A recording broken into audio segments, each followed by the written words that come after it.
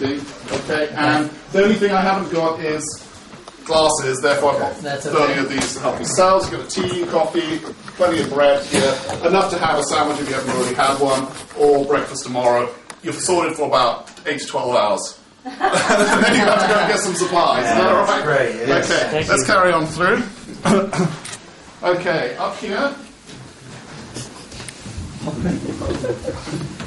This is the hall.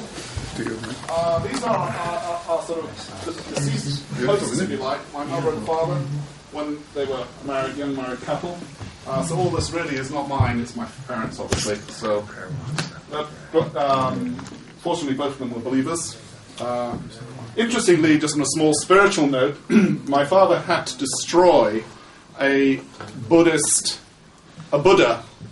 that he was given by a patient of his, and it was only when he was destroyed in faith, because his pastor told him to, because he used to live in Singapore and he came from a temple, that he became saved. So it was actually destruction in faith, even though he wasn't a believer, but then released him so he could actually be saved by Christ. Isn't that astonishing? You know, we think about these things like, so many people have Buddha icons, don't they, and people gods. They don't really realise what's going on here. Serious stuff. So he had to destroy that, and then he was released and became a Christian. It's fascinating. It's actually what's even more interesting was that his Chinese nurse said to him, "Can I have it, please? It's very precious." And so he had to phone up my wife. "Can I have it?" Not my wife, my mother. Can I give it to him? To give it to her? And she said, "No, you mustn't. You must destroy it." So they actually physically destroyed it. And that was released. And it's just a little tidbit that I think might be interesting for you guys. Okay, so that's Mum and Dad. Okay, in here you've got a sort of nice lounge area. I mean, you can do whatever you want to do, pray, fellowship, sleep, whatever you like in here. Okay, so it's a nice room for you to do whatever you want. Don't use that, you won't need it, but it's health and safety. Okay. So did your mother have a long illness, or did she go pretty suddenly? Okay, there's sort of a yes and a short answer to that. She had a stroke a few years ago, about 3 or 4 years ago. And after that, her mobility was affected. So her gait and her balance wasn't so good. She was here with us because we've had an interesting time. We had to live here for about 9 months. And then we had to go for a number of reasons. And then she moved to a flat and apartment, which was the safe, as a retirement village type place, with all the wiring for, health and safety and stuff like that. And ironically, she'd just had a shower and she was just making some soup or something, and she had that nightmare scenario which every old person doesn't want to have. She fell. And this is when it all really began big time. She fell on the floor and fractured the neck of femur. Femur, F-E-M-U-R.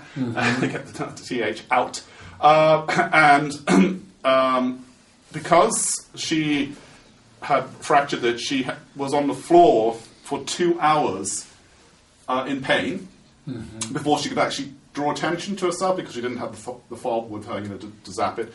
And then what happened is, once the alarm was raised, fortunately somebody, ironically, who was deaf, heard her. That was kind of weird, but somebody was deaf, heard her, and raised the alarm. And then we had to wait because we had all the snow. Remember, it was December time, we had all that crazy snow and everywhere.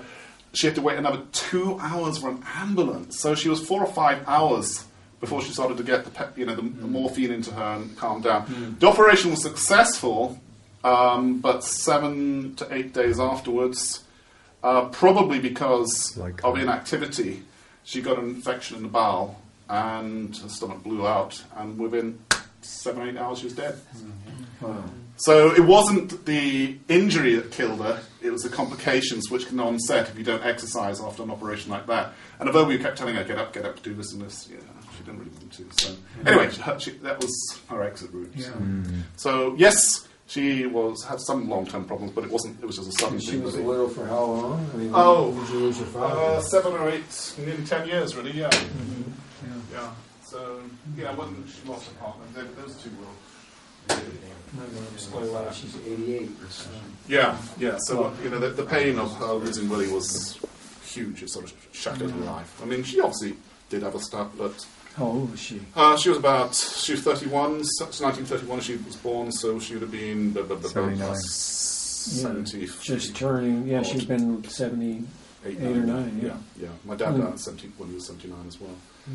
So yeah, I mean, so it's that. This is their blessing to us, and I know Mum would be happy because she was kind of like that. She actually, her and my dad were a big sponsor of a project out in Gower. I don't know if you're aware. You can look up in the net. It's Nicholson House. I mean, theologically, we're not quite in the same wavelength, but anyway, basically it's a Christian retreat, and they have missions. People come down, and potentially you could have gone there, but short notice, blah blah blah.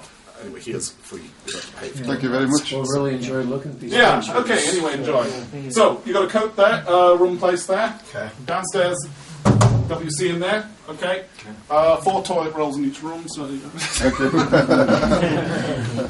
Then we have an old-fashioned setup here. We don't do it this way now, as we know. Separate WC there. Toilet. Okay. Restroom. Yeah, water closet. Is that what it WC. stands for? Yeah. Right. I never knew that. Oh, okay. Nice. I like a nickname. Carry on. Okay, guys, no problem. Then you've got a bar from here. Now, the head of water here is very, very low. When we were here, my kids used to say, you shave with a shower. That means the water head is, so it just dribbles out, so you can shave with it. You can use it if you want. Bath is fine. There's plenty of head of water for bath, but not for showering, which I know you Americans like. Well, I assume you guys. So if you want to shower, downstairs. Okay, if you want a bath, British way. Okay. Here. And we took a bath a Sorry? couple days ago. Okay, that's fine. Right, 2 more rooms. We couldn't figure out how to turn the shower head on. I know. Thanks for that. I'm really glad that Gabriel came on this trip. Two sleeping bags. I think what we've done here is I didn't put any duvets or anything on this. I covered so you can use the sleeping bags and stuff. Yeah, just put it on and off you go. All right, so now finished chair. A nice view as well. The sun comes in the morning. You get a glass. Yeah. And then here another room. Not so great this room, but it's comfortable enough. Probably need to open the window, which I'll show you some flips in a minute. But a couple of guys can sleep in here. My 2 boys slept in here for 9 months. I found it a bit tight, but they did it. There's a pull-out bed there. Okay. So just pull it out, flick up the legs, and you've got another mattress. All right. Great. Okay. Again, wardrobe space there. All right. The bed pulls out right here. Washing and drying. Now we've got your power and Has this been called? Yeah. You should probably clean it. Anyway, in here is fine for drying. You don't want to sit on the floor. So you can put the hanger here, you can hang some clothes on. Okay. Okay, and you've got all this space, so just drape it all out. Okay, thank you. Thank you. There is a tumble dryer downstairs as well, which you can use. All right, but yeah, you have 2 options. Is that okay? Thanks, James. Yeah. Right, so you've got everything here. I think this will do. We're suffering.